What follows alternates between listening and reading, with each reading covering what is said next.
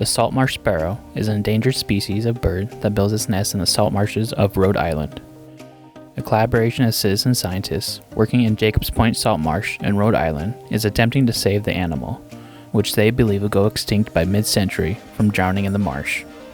In a state of nature untouched by man, these birds would build their nests in higher elevation marshes where the threat of flooding was rare.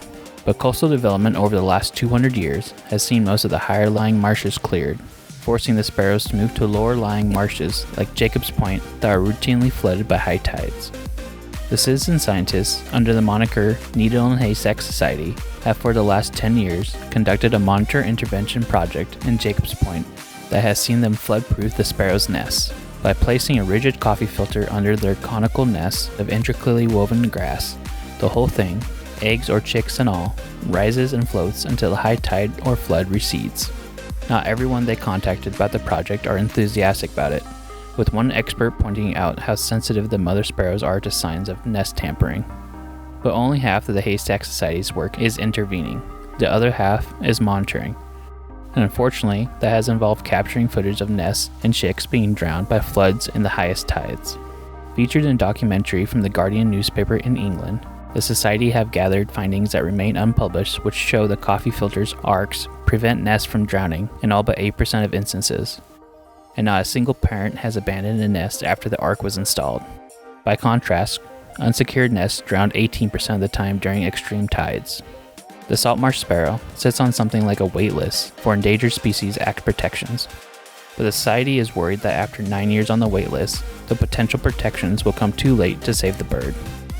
Although, a previous critic of the Society's interventions, evolutionary biologist Chris Affleck at the University of Connecticut, Storrs, recently co-authored a paper in which he and his team presented findings which show the decline in the salt marsh sparrow has slowed and the population actually increased.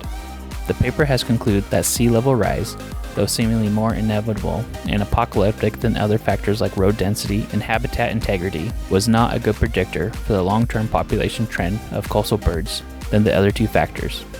In that sense, better habitat protections, like those that might prevail from an Endangered Species Act listing, could yet save this extremely specialized songbird from singing shanties in Davy Jones's locker. And if that were the case, then the dozens of chicks who were made safe from rising tides by the coffee filter Arks would be able to carry on building their curious nests long into the future, with the citizen scientists of the Needle and the Haystack Society to thank for it. If you like more daily doses of positive news, please subscribe to my channel.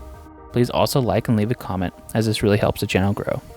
Links to the article on this news story can be found in the description of this episode. Thank you for watching.